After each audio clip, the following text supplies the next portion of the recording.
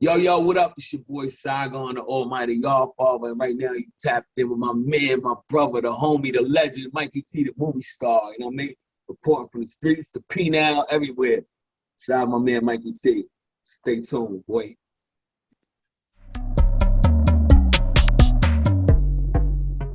You know, I had told AR Rab that I was actually linking with you for an interview, and he said, yo, Tech Nine is a legend on the independent scene. And I actually was around Saigon a couple times. I was in the studio with him in True Life. He's good friends with True Life. He also came to Philly and rode around with Low. He was a cool dude when I was around him, and he can rap his ass off. Dope. Now I love AR, man. AR is a good nigga, man. I hate to see him in this situation because I hate to see when that shit happens to good dudes, man. Regardless of whatever the fuck they trying to say, what they allege he did, he got a big heart. He take care of other people, man. He's a nigga that likes to take care of everybody else first. You know what I'm saying? Make sure everybody else is good. And when you look at a person like that, you gotta respect that shit. You gotta respect that a lot, man.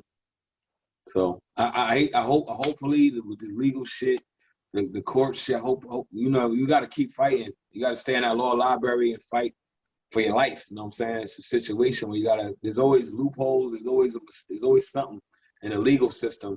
And Lord willing, you know, he'll be able to get up out of there, man. But yeah, low, those are my guys. I hang out with Philly. Like I said, like when I go to Philly, niggas take me to the cheesesteak spot. Like most niggas do a show in Philly and get the fuck in and out. But they're like, you never know what the fuck's gonna happen in Philly. Right. But you know, down there, niggas hit me up. We hanging out. We hollering at hoes at the cheesesteak spot. They bring me the hole in the wall shit. I'm like, fuck it. I'm here. We here.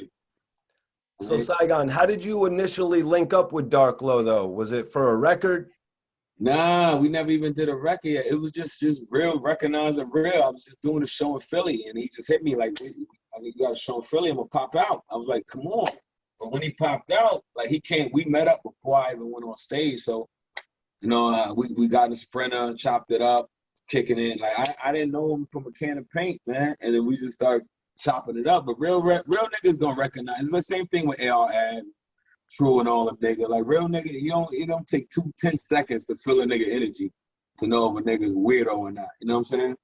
Yep. And when I got around them brothers, I'm like, oh, these are like-minded A-alike. These are my A-alike niggas. Like not just on no street shit. Like we all street. Everybody come from the same. We all come from the ghetto. But the whole thing is like these are stand-up guys. These are niggas who I know is those kind of niggas. Like you can smell it's alpha male shit. You know what I mean? Facts, man. You know, that's crazy that I was watching your interview on The Breakfast Club from back in the day, and you were talking about how you in True Life, that's one of your best friends in the industry. So in the world. In real life. My God. So Ab actually popped up in the studio with y'all. Yeah. Ab came to the studio. They did a record with my man Velas. Yep. I was there when they did No Smoke. Too. No Smoke. No Smoke. Yeah, No Smoke. That record fire. Huh? That's one of my favorite AR. Not because I was there when they did it, but just because I just love that energy on that record. No. And I love AR as a rapper. Like this shit is like it's like watching a movie where you're like, you gotta just stay tuned. Like, what is this nigga gonna say next? Yeah. It is vivid. His rhymes are so vivid. It's like and I love AR Ab as a rapper. I think he's slept on as a rapper. He's not gonna lyrical miracle you. He's gonna say some witty, funny shit and get right to the point. You know what I'm saying? Yeah. Which I appreciate with artists. Yo, crazy enough, Saigon. I've always said, you know, Velas is known for putting the hook on something, and then more of a big artist will come on and cover it up. I was thinking they should have put Designer on No Smoke doing that Velas hook. That would have been fire. But at the time they did it, like even Vel still now, Vel's super talented. Vel wrote motherfucking the Drake and Chris Brown song. He won a Grammy with French. Kanye. Yeah. Kanye, right? Yep. But he wrote that fucking whole the Drake, the Chris Brown song, You got it, girl. You got it, Oh girl. shit, yeah. That's That was a Velas. movie. That's all Velas pen. You know what I'm saying? So Valley Vel is that nigga. We call him Machiavellis. You know what I'm saying? That nigga's pen is crazy. So at the time when they did the record, he didn't have that much of a, not too many people knew about him. So, and we was just like, fuck it, like keep Velas on everything. Like Velas was like in-house, and we was like, fuck all. He's a writer. And he more so like, yo, have somebody else do it. I'll write it, but have somebody else do it. We like, nah, we keeping you on everything. Because everybody wants the nigga to really also be an artist. I'm just trying to push him to be an artist as well. Yeah, I would remember French and Chinks, and they would all. Yeah, I came up with all those guys, man. French. I remember French used to interview us, man. French, Cocaine City. Like, that nigga was, before he was even taking rap serious, you know what I'm saying? He just came and blew past all of us. Like, all of us who used to come with Cocaine City with the DVD and interview niggas and shit. When he became a rapper in the 2 years, that nigga was out of here. It's like, yo, look at French Montana on the Grammys and shit. So, but I love, me personally, I don't know about other people. I love seeing that shit. I love to see niggas come up. I I love to really see niggas feel come like up. he gave Max B the platform he needed after the whole, disbanding with Dipset, Bird Gang Fact, happened. big fact. And Max gave him the wave, so it Right? worked for both of them. You know what I'm saying? Folkwave, baby. Max gave him that wave. That's my guy, Charlie Wingate. Free Max B. That's my motherfucking heart right there. Free Max B. Free fucking Charlie Wingate, nigga. Charlie Wingate the Great. That's my guy. Yo, Saigon, I was gonna ask you about Max B. Did you ever get a chance to link with Max B and work with him? Do you have any Max B Yeah, stories that's my for us? friend. That's my friend, man.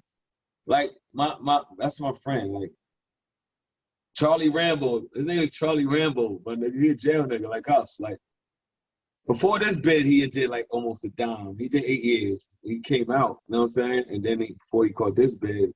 But my man Reese, him and my man Reese, y'all feel they mad. They like this. They was mad close to the joint. But that nigga, yeah, but when he in Harlem, when he was home, whenever I'm in Harlem, that's why I hit up, yo, where we at with it, man? Where the wave at? He's like, yo, the wave is over here on this fucking 125th Street, yo. I'm over here. That nigga, he's a character, bro. If you never met a character in your life, you need to meet Max B, bro. There's not a dull moment with that nigga Max B. So never, not even a split second. The fact is, Max B will be home soon. He'll be home in the next few years, Saigon. What do you Yeah, foresee for Max B coming home to this music industry? he's good. He's good. He got a support system. He got the right people. People love him. The same thing. Like look at Bobby Shmurda. Bobby Shmurda running around with more jewelry than anybody. He didn't drop a song yet. You know what I'm saying? He stood tall. When you stand tall, niggas appreciate, especially now with rats and shit running around and niggas doing the corny shit. Because rappers want to be street niggas. Leave the street shit alone, bro. The street, the name of the game is get the fuck away from the street shit. We being street shit because we don't have a choice. You know what I'm saying? When you out there hustling and robbing niggas and sticking niggas up, you ain't doing it because you want to do it. You doing it because you ain't got no fucking choice. You got to feed your family. You got to feed yourself. So when you got it and you want to be a part of that or pretend you're a part of that shit or be down with that shit, you're a fucking fool. You know what I mean? You're a fucking idiot. So he's gonna be good. Max is coming home to niggas who's in position that nobody if you want to do music, you're gonna be able to do whatever you want, which is a good thing. I think that's great, man, because he stood tall. He ain't tell on nobody. He stood tall. Max wasn't even there. Max had every reason in the world to tell on a nigga. You know what I'm saying? He wasn't even there when the crime went down. They got all the 75 fucking years. You know what I'm saying? Before they gave him a time cut. But you know what I'm saying? Like, that's every reason in the world to be like, he did it. And that nigga stood tall. You know what I'm saying? But that's Charlie. That's Max, bro. That's Max B. So, yo, Saigon, man, I want to welcome you to the channel. I really appreciate you giving me the chance to get your story. Yeah. Man, truly one of the greatest stories never told, man. We saw it play out in front of our eyes, but now I think it's important that the world sees it from yours. Yeah, and I appreciate you, man, because I love what you do, man. I'm tuned in. I stay tapped. Even when I'm out the way, I stay tapped in on what's going on in the culture and see who's moving, who's shaking, who's not, who's trying, who's frauding. Like I just pay attention. I don't speak much. I watch. I'm very observant. You know, I observe, and I love what you're doing. I love the fact you're giving my brother AR Ab a voice from behind the wall. I was saying, I was like, I know AR Ab is fucked up as his condition he is, and because I've been there and I know what it's like. The fact that he has you to be a voice still, that he must look forward to that. You know what I'm saying? That must be like a release to be like, okay, I'm still connected. Even though I'm in here, I'm still connected. Because when you're in jail, it's like you dead. You know what I'm saying? It's like niggas forget. Your family, your closest family members forget about you. You know what I'm saying? After a couple years, it's gonna be your moms, your father if you got one, and your siblings, even aunts and cousins and all them niggas. They out of here. Your closest cousin might write you once or twice, like, "Hey, I'm thinking about you." So that might be every every couple months, but it's like having the experience of being dead while you're still alive. So the fact that you giving him a voice and letting his opinions still matter, and he talks about current events and all that shit, like I think that's wonderful, and I salute you for that shit. You know what I mean? I appreciate that, Saigon. You know, I didn't really model it after what I'd seen in the past in hip hop. You know, like Karen Civil, when Lil Wayne got locked up, she did Letters to Wheezy, where she made a website. But, you know, I just know I've worked with Max B in the past. I did an interview with Max B that went on every single website and was in magazines and even on French Montana's album. You know what I mean? So being able to give Ab a light like this is just like, I feel like I'm doing right by hip hop. Yeah, you are. You definitely are. Because we paying attention, we watching, and that's our brother. And Ab is beloved in this culture. He's one of the beloved ones. So the fact that we can still hear from him and know he's doing all right, know that his spirits is up, that shit means a lot. To us and I'm sure to his friends and family, personal friends and family. You know what I mean? So, yo, Saigon, I wanted to ask, when did hip hop first present itself to you as something you could potentially do? Oh, it's something I can do? Oh, in prison. In prison. Right, That's where the whole y'all father shit come from. right. Because I always rapped. I rapped my whole life. I always rapped growing up. So it's like, you know what I'm saying? Since I was born in the late 70s. So I grew up with when hip hop was new, I was new. So we kind of grew up together. You know what I'm saying? So there's not a point in my life where I don't remember there not being rap. You go to people older than me and they be like, "Oh, I remember when rap came around." Like I can't say that because I kind of the first music I was introduced to in life was hip hop.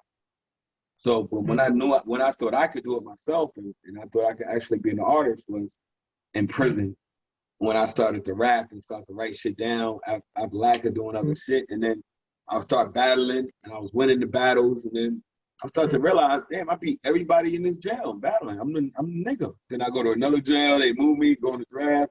I beat everybody in that jail. I'm like, I'm really good at this shit. And there, you gotta be niggas want to boo you. They want to say you trash. They want because niggas is all miserable. Like most 90% of the time, niggas ain't mad they in jail. They fucking stressed. That like when you try to make the best of it. So that little bit of time where niggas rapping and that's like a getaway. So I became to the point where niggas would be like, I'd be doing concerts in the yard. When niggas to the point where like niggas would be like, yo, could we get that concert? Like it took like a week, so you ain't rapped in a week. So I'd be the entertainment in the jail. That's why they call me the yard father. I was the yard father. I go to the yard and rap all fucking day. And battle every other rapper in every jail I've been in. That's when I believe if I'm good enough to do this shit in here and get all these people's attention and to where people want more, I can go home and do this shit. That's what made me believe I could do it. How did you end up getting locked up and how much time did you ultimately serve? Because I heard you said you served about as much time as Shine. I didn't. Now Shine, what Shine did like eight, 9 joints. Yeah. I kept going. The thing with me is I've been going to jail since I was 12. I went to DFY in New York. Before you can go to adult jail, they got some shit called DFY, Division for Youth. So it's like until you're 16, they can't put you on an island. So but I've been going to Spofford and Tryon. I started going to jail when I was 13 years old, 13. And the most time I was out at home from 13 to 22 was probably 6 months, 3 to 6 months. If I had to, I was a jail. I was one of the people where everybody was like, "Oh, he's a jailbird." you know, jailbirds, like they call them jailbirds, like the niggas is just always in jail. You know what I'm saying? Out in my family, that's why I was like, I can't be no jailbird. Like it's too many jailbirds in my family. I got jailbird uncles, jailbird cousins, and niggas. It's like when they come home, they visited. You almost just count the time to when they're gonna be back in jail. Everybody got one of those in their family, and I was becoming that. And I was like, hell no. So after the last time I came home, the most time I did in one stretch was 5 years and 6 months. And I was like, I'm done with this shit, bro. You actually got your name Saigon while you were incarcerated? Yeah. Yeah.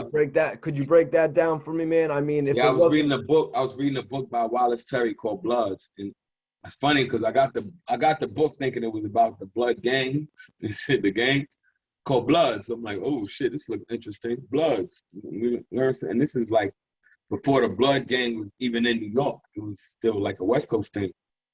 And so, but I want to read it. But the book was about the Vietnam War. And the book was made of excerpts from journals from black soldiers who was in who was in the Vietnam War. And they was in Saigon. Saigon was a city. So they would write in their journals about fucking prostitutes or doing heroin or sneaking heroin to the country, or how they can't wait to get out of there, or how they not leaving, or they not coming back to America. So it was just an interesting book. It was Saigon was a very war-torn city. That's why they changed it to Ho Chi Minh. They try to erase the history of the whole city. And that's what I try to do with myself. When I said I want to change my life, I don't want to be no jailbird nigga. I don't want to do crime shit. So I was a war-torn individual. So I'm like, the same thing as Saigon happened when they changed the name and shut it down. I'm gonna do that with my life. I'm not fuck all this thinking I gotta shoot niggas to make me a man, and this gun is what's gonna make me pop and all this shit. I'm like, nah, I gotta start using this shit, you know, man? Because this is just landing me in jail. It's landing me in fucking jail. I'm saying like, oh, all this street shit is cool, and what you deem is respect on the street, it ain't respect. It's fear. A nigga that don't fear you don't like you. A nigga that fear you will laugh at every joke you tell. You could tell a nigga, why did the chicken cross the road? Niggas like, you was a funny nigga, son. Because they scared. They don't want you to act stupid or do no dumb shit. But as soon as you walk away, they be like, I can't stand that nigga, bro. I don't like being around that nigga. Because they're uncomfortable around you. And we look at it as respect. It ain't respect. My nigga, it's fear. A nigga that fear you will be the quickest nigga to kill you. You know what I mean?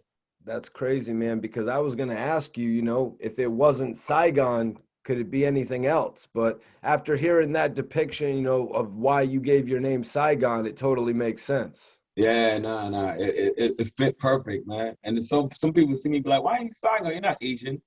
And I said, nah, it's a whole Deeper different. than that. Yeah, it's so much deeper than that. If only you knew, you know what I'm saying? So when you were released from prison, what was the scene like in the music industry, and how did you jump into it? Oh man, the scene was crazy, bro. It was Jay-Z world. It was, we had just lost Big and Pac couple years before that. So it was like Jay-Z was king. Jay-Z still the king, but he was becoming the official king of the game. And I was lucky enough because of that whole y'all fault and shit, I generated a buzz so big in the prison system that I had dudes from the music industry coming to visit me in jail.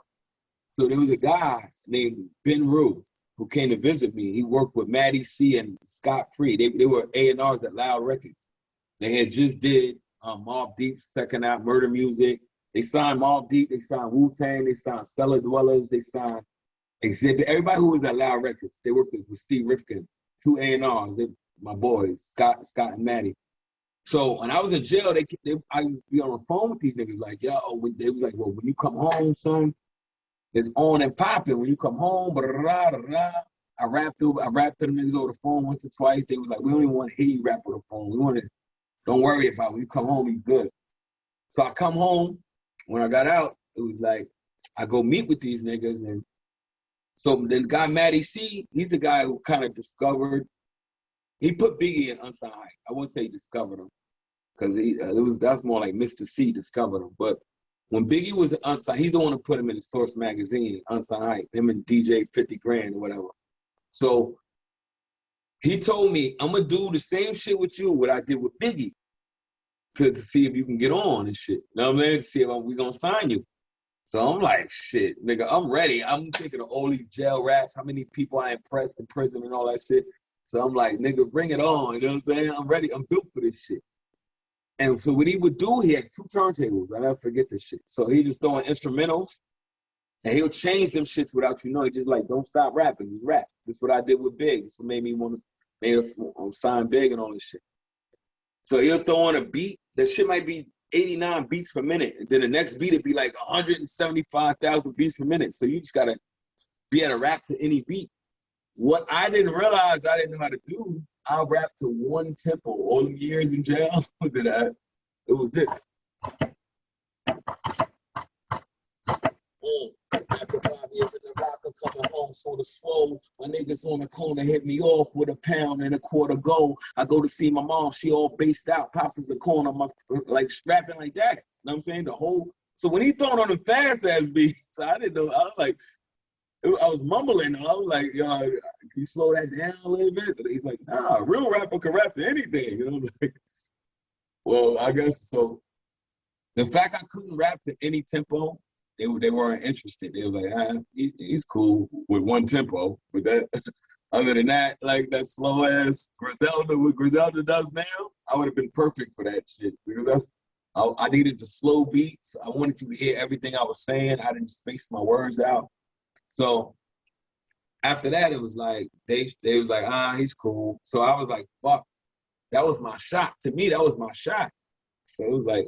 So my man was selling drugs. I'm like, I convinced my man who was a big drug dealer to invest in my rap career, and he did. And I just went in the studio and got busy and started passing out mixtapes. I used to fucking harass K Slay. Me and K Slay, asked K Slay, man, he was like, yo, that nigga was fucking terror. I almost kicked K Slay's door down because he wouldn't listen to my demo. When you started releasing these mixtapes, how did you make yourself stand out enough to like attract the attention of Just Blaze? Before it was Just Blaze, I was signed to Mark Ronson. People don't really know that. I was signed to Mark Ronson, who's a huge producer in the game. He discovered Amy Winehouse. Like Mark Ronson did fucking "Don't Believe Me, Just Stop," and then "Don't Believe Me, Just Watch." Like that's the first guy who gave me a shot. And he booked my first time on an airplane. I went to Australia. My first time on an airplane, first time leaving the country, I went to Australia, like fucking with Mark Ronson and shit to do a song with this kid Daniel Merriweather. So once I got with him and that didn't work out, I'm looking at it again like, fuck, man, like maybe I'm not as good as the niggas in jail was telling me I was. You know what I'm saying? Like, but maybe I gotta figure something out. Because I still didn't want to go back to prison. I still didn't want to go back to life of crime. But it was like, I gotta figure something out. So I was like, damn, this rap shit gotta work. And Sycamore, who was now A&R, who was a DJ at the time, he used to make these instrumental CDs and just put beats on them. And, you know, I just kept rapping and me and Slade developed a relationship. Slade hosted my first mixtape. I met this kid named Gotti, who worked at the Source magazine. He was like, yo, I think you're dope, bro. I'm gonna put you on Unsigned Hype. He put me in Unsigned Hype, and then he was just like, yo, let me help you. I'll help you. I'm like, bro. But I was still in the street doing dumb shit. Like I hit a kid in the head with a bottle. He pressed charges on me. So I got bailed out. I was dating this model, this rich model and shit. And then she bailed me out. And I was like, what the fuck am I like? She like, yo, if you keep on this path, I don't think this is gonna work out, this relationship. And she's a famous model to this day. She's an actress and a famous model to this day. And you could run a clip right now. I'll send you a clip. But yeah, she was like, this ain't gonna work out. So when she left me, life got dark again. I was like, fuck. But I ain't had no option. I'm like, I got pound the pavement with this music. One day I got a call from Sycamore. He was like, yo, would you work with Just Blaze? He was like, if you could make it to the studio in 30 minutes. I was an hour away from the studio. He was like, if you could make it in 30 minutes, Just Blaze is here. He want to meet you. I was telling him about you. Nigga, I ran every light. I almost got car accident. I made it there in probably 30 minutes from an hour away. Like, I was not fucking up that opportunity. And Just Blaze gave me 6 beats that day. He was like, yo, I heard a lot about you. You know what I mean? I'm looking for a new artist to start the label. But he was like, So what I'm gonna do is I'm gonna give you 6 beats. He's like, pick one of these beats. I want to hear how you sound over my shit. He's like, pick one, and you know, when you're done with it, hit me up. So I wanted to impress him. So when I went back to the studio, I recorded a song to every beat that night, to all the beats. And I came back the next day, like, hey, I did a song to all of them. He was like, what? In one night? Like, I said, yeah, I'm not fucking playing around. Like, I gotta get up the street. So that, I think my work ethic impressed them probably even more than the music. And then that's where we did the deal. Damn, that's what's up, man. Each one of those songs deserves its own podcast as well. Yeah. The Letter P was one of those songs. Before Coogee Rap was on it, it was the Letter P. It was just me on it. Looking back at it in hindsight, man, what do you think Just Blaze added to you as an MC? You know what I mean? Everything. Professionalism, being able to take critique. Because I didn't want to take, I couldn't take criticism from nobody. I got a funny story. When I was recording my album with Just Blaze, there was a guy who was homeless, and Just Blaze would let him sleep in the studio because there was a big lounge with a big couch.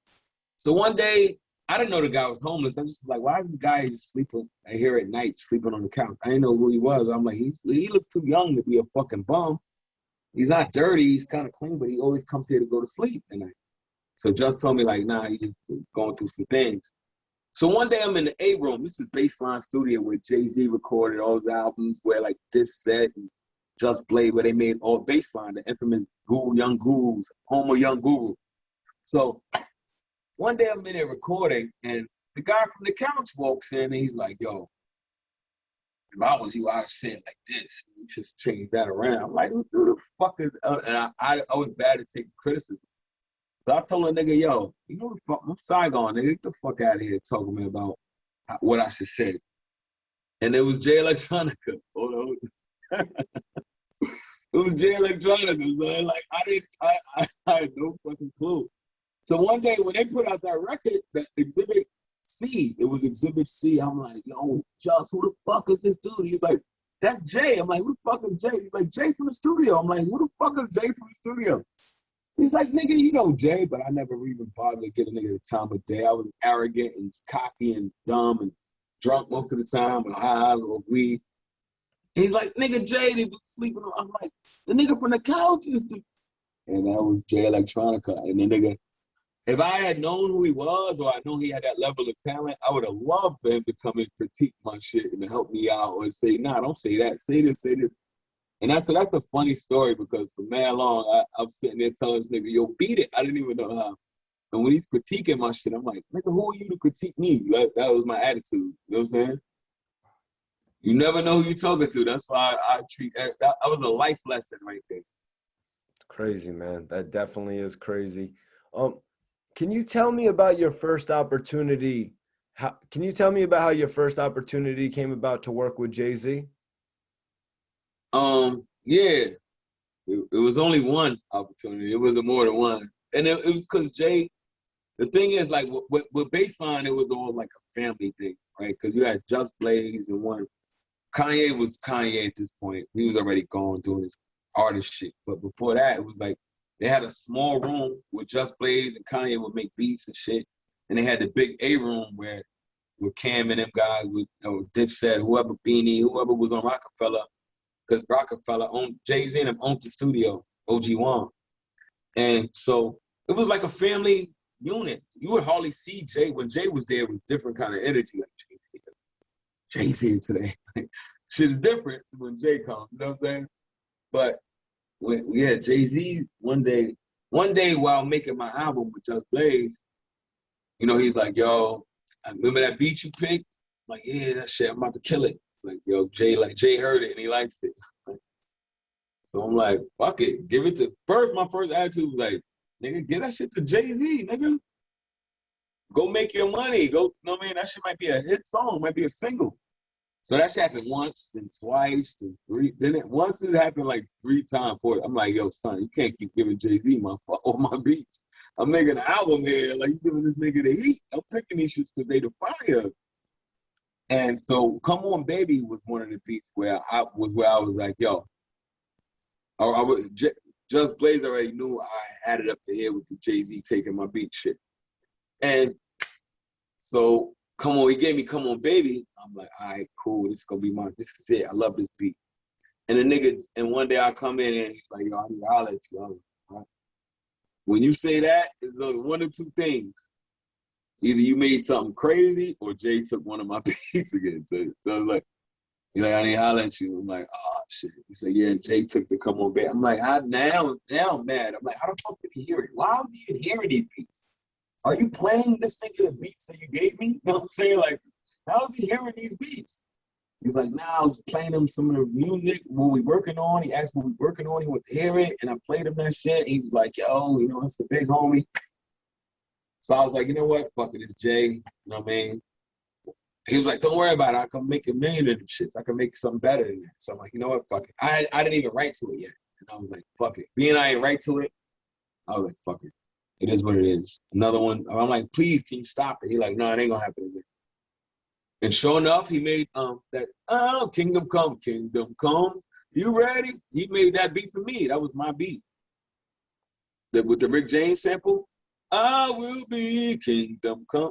Saying like, hold me back. That was my beat, and Jay took it.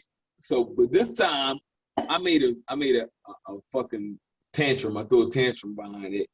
So what Jay did honorably was like, you know what? He said, yo, because he had recorded on Come On Baby, he put that one verse on it. He said, I'm gonna take this beat, but you can keep that verse you can use that verse for your album that I put on the other beat. And I was like, nigga, you can take all the beats after that.